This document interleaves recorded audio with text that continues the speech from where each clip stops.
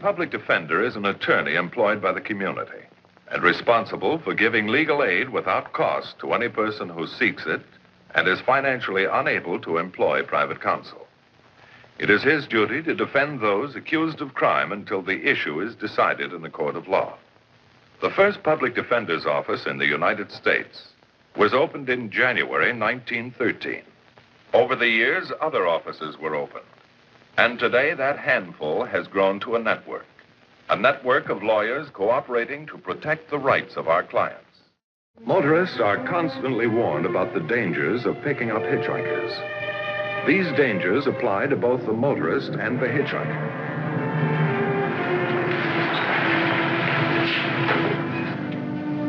Thanks. You're welcome. How far are you going? To the airport. Oh, that's great. I can get a bus there. Maria won't be asleep yet. That's your girl? I'm an old married man. Gonna be a papa. Wonderful. When? A couple of months. How long are you home for? Just a couple of weeks. Then I'm shipping out to Japan. Going to take your wife? Maria wants to have the baby in this country. She had a rough deal when she was a kid. She's from Czechoslovakia. Threw her in a concentration camp when she was 13. She says she ain't taking any chance with our boy. He's gonna be born here, being a 100% U.S. citizen. You said boy. We already decided. Oh, I see. When's your plane? 11 o'clock. Where you going? Chicago. Chicago, huh? I was there once. It's cold. Hey, miss. That's the way to the airport. I've got to return the car. It's rented. Picked a name for the baby? Christopher Angelo McCosta. Like it? But suppose it's a girl. Suppose there's an accident. You know, it could happen. We'll call her Maria and hope it looks like her instead of me. She's real pretty. I'll show you. Yeah, that's her. She drew it herself. She's a good drawer. She made that one of me. She is good.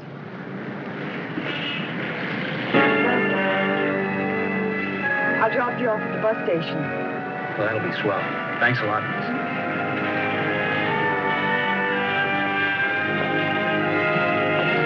Hi, Sparky. Hello, honey.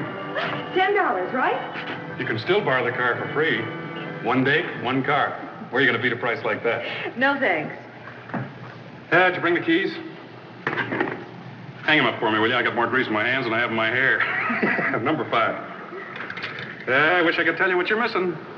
You ought to see me in about a half an hour. I know it'd be fun, but I've got a plane to catch. Thanks anyway.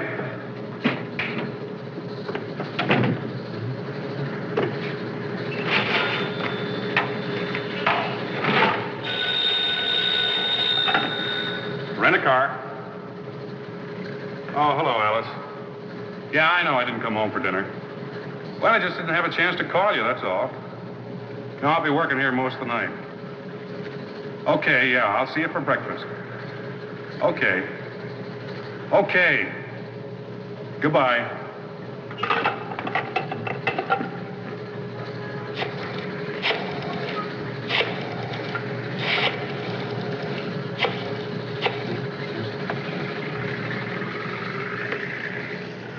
Hello, honey.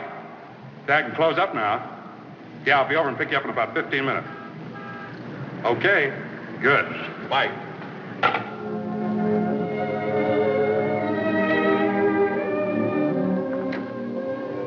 Dominic.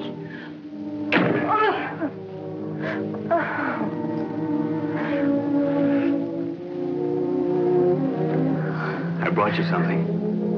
Oh, thank you. I was sore when I missed the last bus. If I didn't have to walk home, I never would have passed the place with those flowers.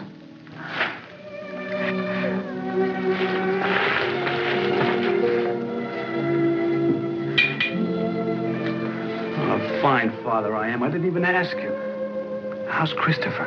Oh, he is fine, Dominic, fine. You had something to eat? No, I wasn't hungry. Oh, a father must eat also. Sit down. I will make you some naleśniki. No, Maria, you rest. It's too late to eat pancakes. 11:15, I'm tired. And you are, too. You can make pancakes for me for tomorrow. All right.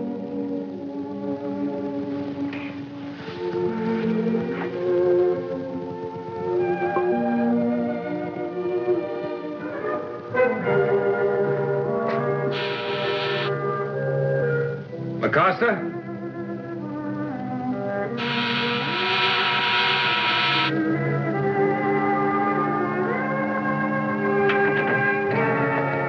Private Dominic McCosta? That's right.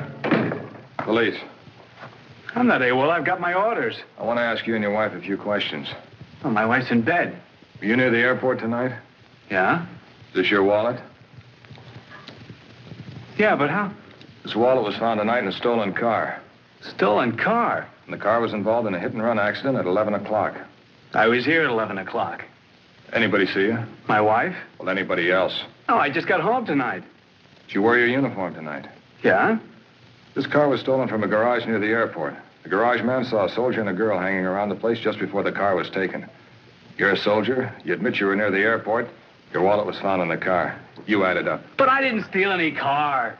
The garage man is at headquarters. You and your wife better get dressed. You'll both have to let him take a look at you.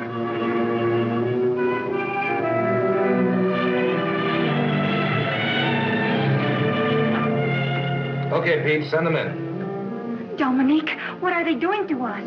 It's all right, Maria. He can't say it was us. He can't.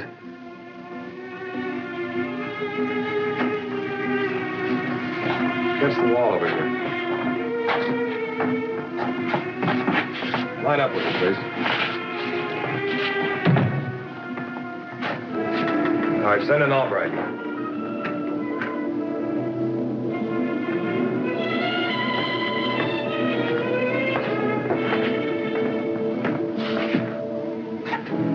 You recognize any of these people?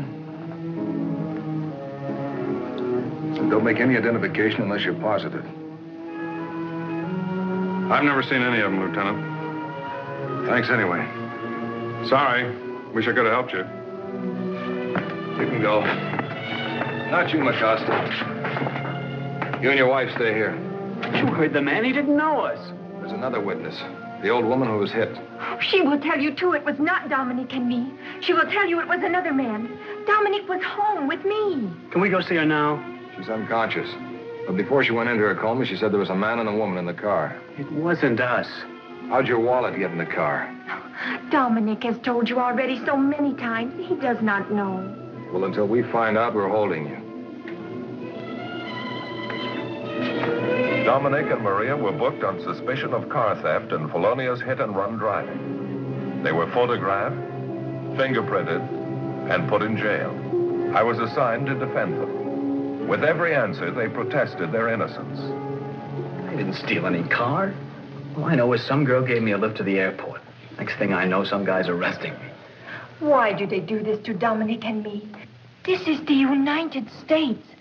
Here, they do not put you in jail for nothing. They made a mistake, Maria. Mr. Matthews will get us out. Tell her. I hope so. Dominic, do you know how your wallet got in that car? I must have dropped it. Then you were in the car. Sure, I thought my way home so I could save the dough. You mean someone gave you a lift? A girl. When we got near the airport, I took my wallet out to show her Maria's picture.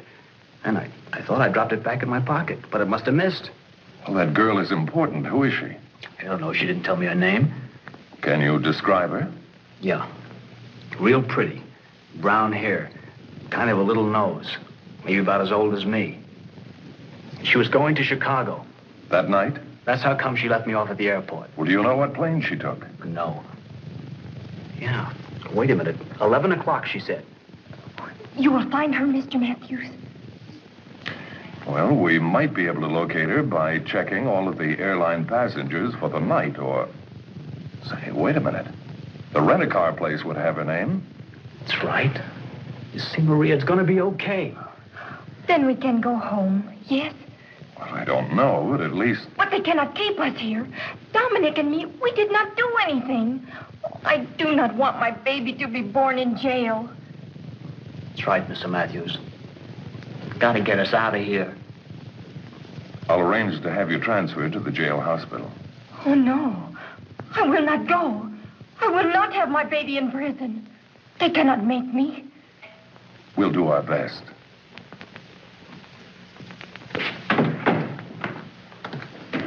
Hello, Frank. I'm Bart. When you're through, I'll take Private McCosta off your hands. Oh, what for? The old lady that was hit. She's coming out of her coma. I want her to listen to McCosta. Listen to me? Yeah, she's blind. When they found her, she was still conscious. She said that the car stopped after it hit her. The driver got out and walked over to her, said to somebody, "The old dame's blind." She heard a woman's voice, but she doesn't know what she said. She wouldn't be able to recognize her voice. How would this man know so quickly that she was blind? She was still clutching her white cane. Well, we're through here, Frank. Where is the lady? City Hospital. Would you mind if I go along with you? Glad to have you.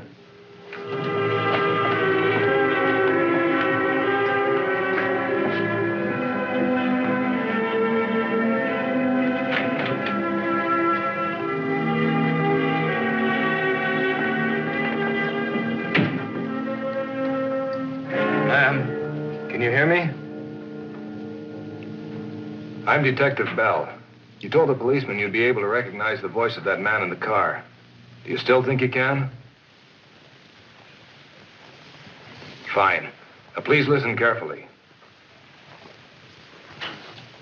The old dame is blind. The old dame is blind.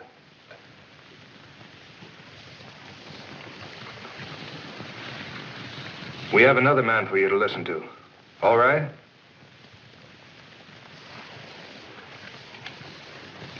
The old dame is blind. Louder this time. The old dame is blind.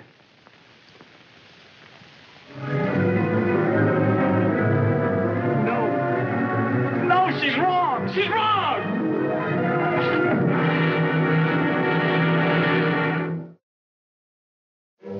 The next morning, I swung by the garage to get the name of that girl. But the relief man couldn't help me. All he could tell me was that Sparky would be back later. So I went to the airport. I quickly learned that the only plane leaving here for Chicago around 11 p.m. was United Airlines flight number 710. When I got to the United counter, I told the young lady my problem. She called the passenger supervisor, a Mr. Bentley, then told me he'd be right out. My name's Bentley. Oh, I'm Bart Matthews, the public. Yes, I recognized you. What can we do for you? Well, a young soldier named McCosta and his wife were arrested this week, charged with car theft and hit-and-run driving. Yeah, I read about it. A young lady gave McCosta a lift on Monday night. She left here for Chicago at 11 o'clock. It's flight 710. We can check that manifest. What's her name? I don't know. But if it's not too much trouble, I'd like to have the name of every female passenger on that flight. We can have that in, say, 15 minutes. Fine. But there may be 20 or 30 names on that list. That's all right. I'm going back to the rent-a-car garage. And if the young lady who returned that car is on your list, we'll know we have the right person.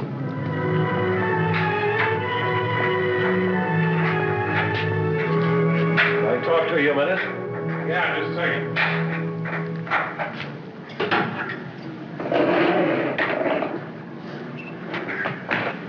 I'd like some information, please. Dial 113 for information, please. Million laughs, this job. Doc, if you're selling something, you're going to have to talk to the guy that owns this joint. I'm just the daytime, nighttime, sleepy time blues manager. I'm Bart Matthews, the public defender. I'm representing Private McCosta. Brother, you got a tough job on your hands with that Yankee Doodle soldier boy. But I think I got that one figured out. So a guy comes in town on a furlough. What's he looking for? Well, a few laughs, a little romance, vive la France. I know. I used to be in the Army. Loved every minute of it. So this poor slob gloms a car, picks up a dame. They go out and get loaded, and boom, he clobbers his old lady, and they take off. Very interesting. Can you tell me who returned that Ford sedan Monday night just before it was stolen? Well, I can look it up. One thing I like about this job, it's so nice and clean. We've got germs here that even Mayo Clinic hasn't heard about yet. That was number 5. Now, here we are. Monday was the 21st. 10th, 12th, 17th, 18th. Somebody's giving you a snow job. Car number 5 was in the pits 3 days having a valve job before your soldier boy glommed it. You mean it never left the shop? Not a chance. Thanks. While I was at the garage, Mr. Bentley made a phone call to the Flight Operations Dispatch Office, who put these machines to work for us. Into this telemeter control room and into the machines flowed the name, address, destination, connecting flights, and other information on every passenger. I returned to the passenger terminal. Well, how did you make out at the garage? No luck. I still don't know her name. Well, here's the entire passenger list of Flight 710 Monday night. Thanks. Well, I guess I'll have to check all of them. Well, you had one break. Only 16 women on that flight. We could use a few breaks. Oh, and another thing that may help. They're all local people. Can I buy you some coffee? Oh, thanks again, but I'd better start checking this list. McCoster's trial starts tomorrow. While I checked the 3 women who had returned to the city, requests to trace and question the others were sent by teletype and phone to the various cities the women had gone to. Then we waited. A few hours later, we started to get our answers. One by one, we heard from New York, Boston, Memphis, Columbus, Omaha.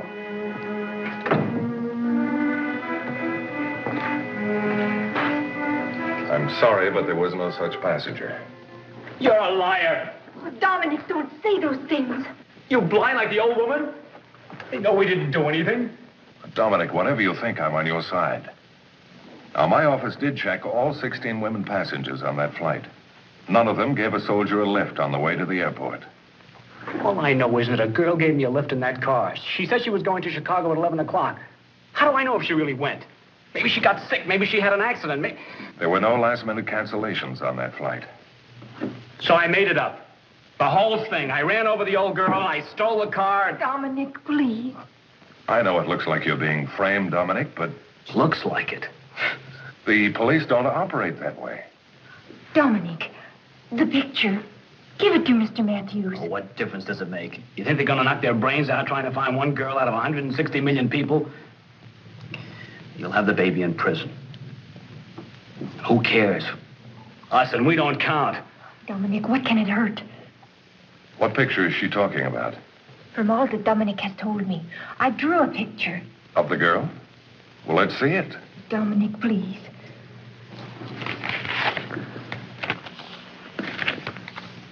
Does this look like her? Does it? Oh, it's okay. What difference does it make? They've got us now. They ain't going to let us go.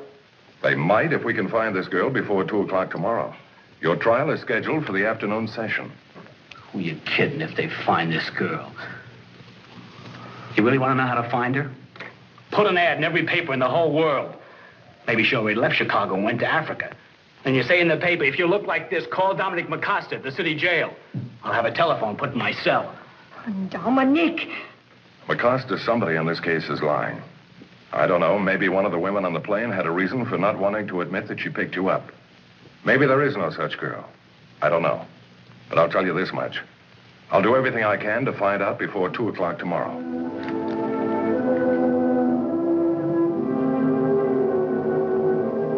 Can you break a 20? Yeah. Whatever happened to Laughing Boy? Who?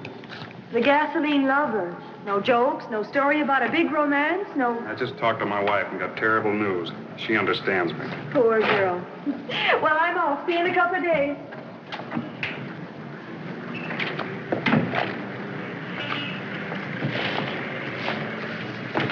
Hi. I'd like you to look at this picture. You remember any customers who look like this? There must be a million dames that look like that.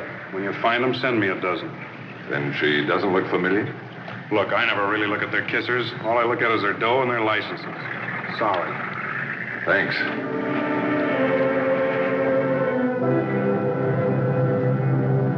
Okay, thank you. Mr. Bentley? Oh, how'd you make out? No good. I'd like to ask you another favor. Why, certainly.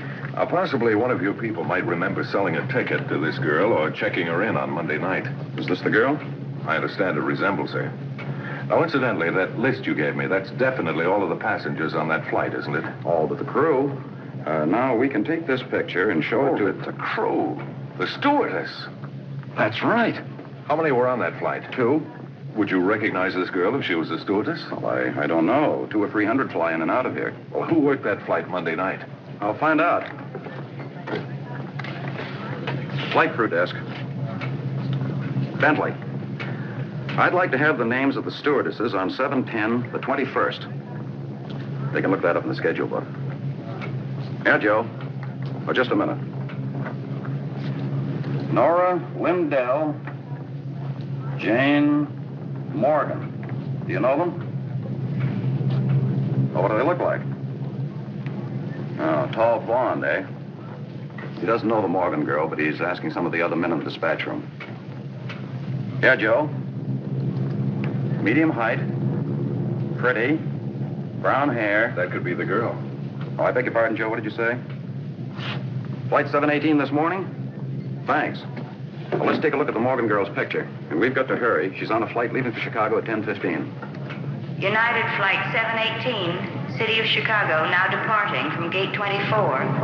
United Flight 718, the City of Chicago, now departing from Gate 24.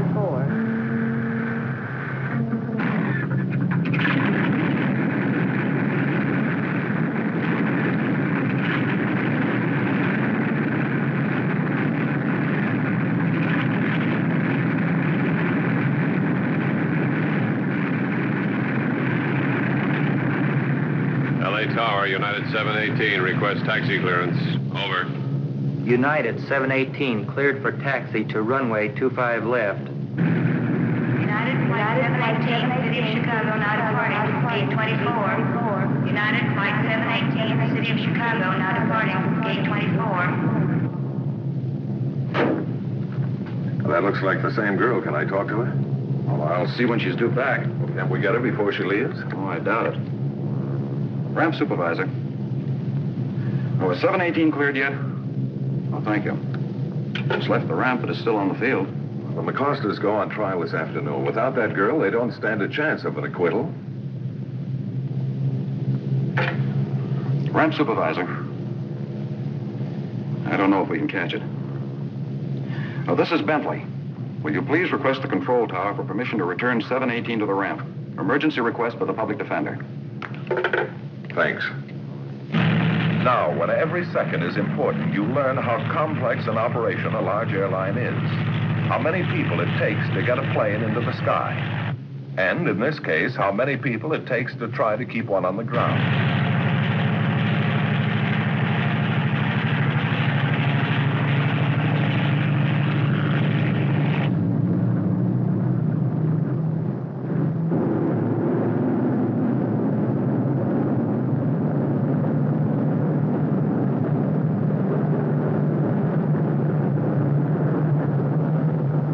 Watched that plane take off. And as it left the airport, I saw our chances for an acquittal going with it.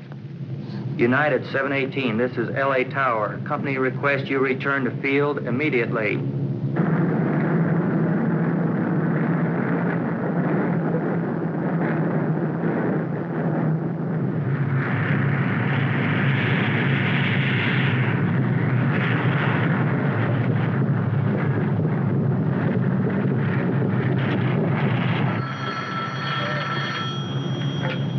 Bentley. Thanks. Well, we made it. Now let's hope she's the right girl. Well, if she is, I'll get a reserve stewardess to make the trip. When confronted by Jane Morgan and the true story of car number 5, Sparky quickly lost his smart aleck attitude and confessed. That's her. That's the girl, Mr. Matthews. It's her. Yes, Mr. Matthews. He's the one I picked up. Oh, thank you, Mr. Matthews. Oh, Dominic. Oh. They're too busy to thank you, so I'll do it for them. You're very welcome.